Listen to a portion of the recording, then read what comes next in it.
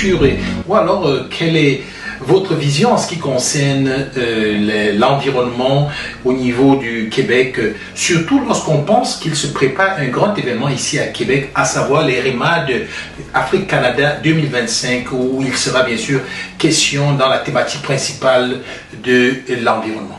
Sur le plan des changements climatiques et de l'environnement. Exactement. Nous avons la chance au Québec d'avoir développé, à partir de ce moment qu'on appelle la Révolution tranquille, donc la reprise en main de notre destinée économique, d'avoir développé l'hydroélectricité, qui est une forme d'énergie propre, qu'on dit verte, et qui aujourd'hui fait de nous un leader mondial, un exemple à l'échelle mondiale. Et vous savez, il y a beaucoup de gens maintenant qui veulent venir au Québec pour avoir accès à cette énergie verte. Et aujourd'hui, on a des plans ambitieux au Québec pour continuer à la développer à travers l'éolien, à travers d'autres moyens. Et c'est ce qui fait de nous un peuple, un endroit, un Québec indépendant notamment, qui serait tellement bien placé. Cher à votre cœur. Cher à mon cœur et cher au cœur du Parti québécois, mais actuellement, nous sommes bien positionnés pour faire face aux défis de demain.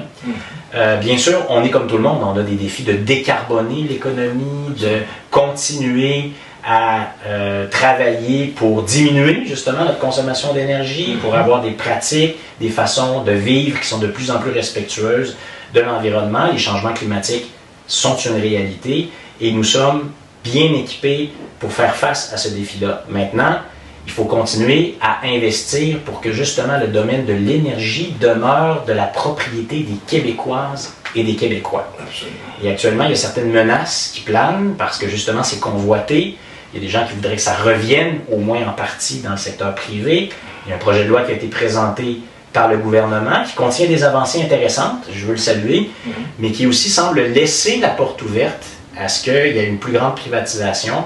Et ça, non, c'est un outil économique, c'est vital, c'est le sang qui irrigue les veines de l'économie québécoise.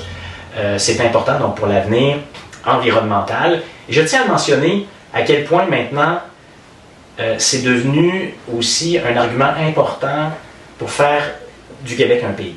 Parce que le Canada, lui, investit massivement encore dans les énergies fossiles.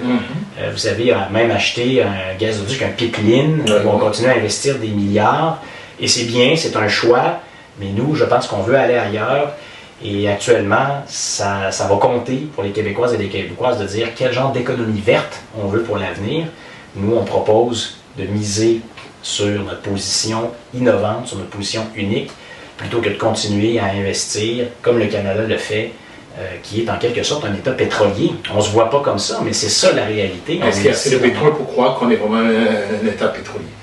Ben, c'est parce que c'est sûr que c'est une ressource importante dans le reste du Canada, mais nous, au Québec, on envisage différemment l'avenir énergétique et ça, c'est très important. Vous le savez, c'est une des clés.